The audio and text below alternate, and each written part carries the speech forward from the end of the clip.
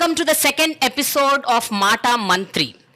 ఈ ఎపిసోడ్లో మనం మాట్లాడుకోబోతున్న అంశం సోషల్ జస్టిస్, సామాజిక న్యాయం. Weaving the threads of social justice is the theme of today's episode. 2019లో వైఎస్ఆర్సీపీ ప్రభుత్వం ఏర్పాటయ్యాక సామాజిక న్యాయం, సామాజిక సాధికారత ఎంతవరకు సాధించగలిగింది, వాళ్ళు తీసుకున్న ఇనిషియేటివ్స్లో ఎంతవరకు సమన్యాయం జరిగింది, ఈరోజు ఈ అంశం మీదే మనందరం మాట్లాడుకోబోతున్నాం. రాబోయే ఎన్నికల్లో వీళ్ళు తీసుకున్న ఇనిషియేటివ్స్ ఎంతవరకు ఎన్నికలను ఇంపాక్ట్ చేయబోతోంది, ఎఫెక్ట్ చేయబోతోంది, ఎలాంటి ఫలితాలను ఆశించబోతున్నారు వైఎస్ఆర్సీపీ శ్రేణులు. So I have with me on this special episode of Mata Mantri, weaving the threads of social justice, ministers of Andhra Pradesh government. One by one మనం వాళ్ళని పరిచయం చేసుకుందాము.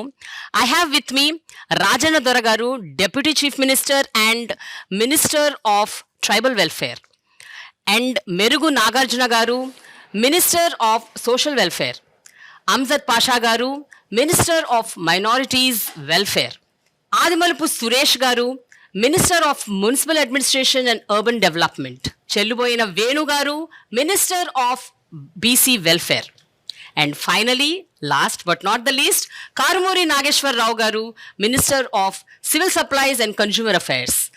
Welcome sir, welcome to this wonderful episode of Maata Mantri. నమస్తే అండి. నమస్తే మీ అందరికి. Main ఇంటర్వ్యూకి వెళ్లే ముందు ఒక కామన్ క్వశ్చన్ అందరినీ అడుగుదాం అనుకుంటున్నానండి.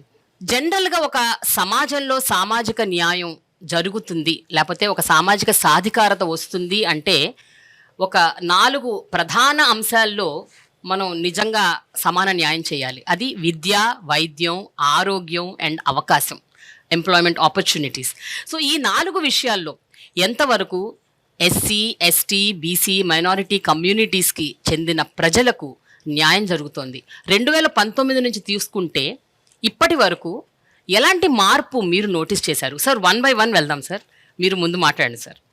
మా ప్రభుత్వం వచ్చాక ముఖ్యంగా గౌరవ ముఖ్యమంత్రి జగన్మోహన్ రెడ్డి గారు ముఖ్యమంత్రి పదవి చేపట్టిన తర్వాత గతంలో ఏమున్నదంతా మొత్తం ప్రక్షాళన చేయడం జరిగింది. విద్యను తీసుకునేటప్పుడు ఆయనకు మొట్టమొదటిగా మనం చెప్పుకునేది అమ్మఒడి పథకం.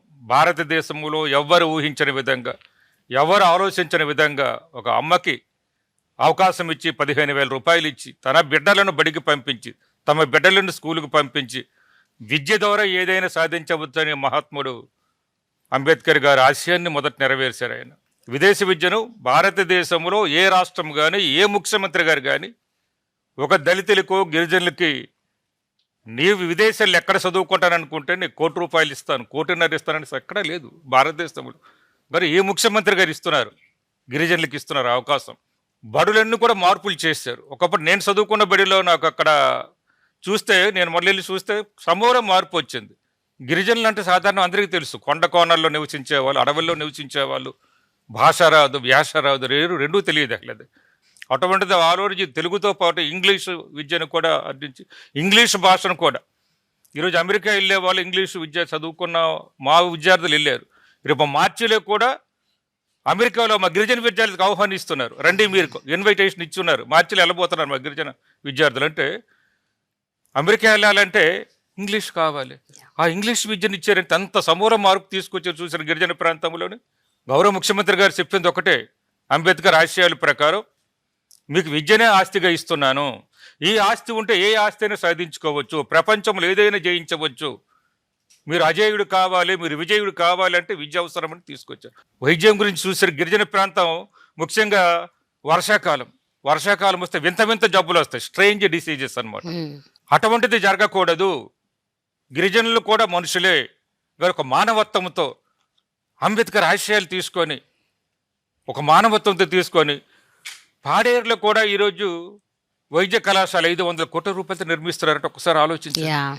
ప్రతి ఐటీడీఏ పరిధిలో కూడా super speciality hospital, area hospital, community hospital ఎక్కడికక్కడనమాట. ఈ విధంగా గతంలో ఎవరు ఆలోచించలేదు. చంద్రబాబు నాయుడు గారు కావచ్చు, అంతకుముందు పరిపాలించే వారు గారు ఎవరు ఆలోచించలేదు. ఒక్క సాలూరు నియోజకవర్గం తీసుకున్న అక్కడ 8 హాస్పిటల్ తయారవుతున్నాయి కొత్తగా. ఈరోజు ఏరియా హాస్పిటల్ నిర్మాణం జరుగుతుంది 17 కోట్ల రూపాయలతో.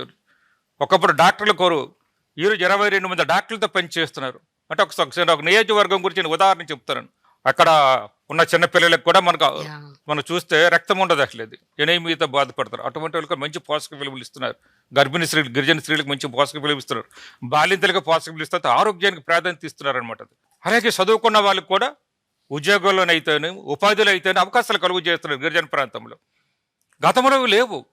ఇవి ఉంటే ఎప్పుడో బాగుపడి ఉండేవాళ్ళం అసలు. ఇది గతంలో గిరిజనులకు ఏ విధంగా ఉప ముఖ్యమంత్రి పదవి గురించి నేను ఇప్పుడు చెప్పుకోవడం కాదు, మంత్రి పదవి గురించే మీరు ఆలోచించుంటారు. గత ప్రభుత్వంలో ఏం జరిగిందో, చంద్రబాబు నాయుడు ప్రభుత్వంలో మంత్రి పదవి ఇవ్వడానికే ఇది వచ్చింది.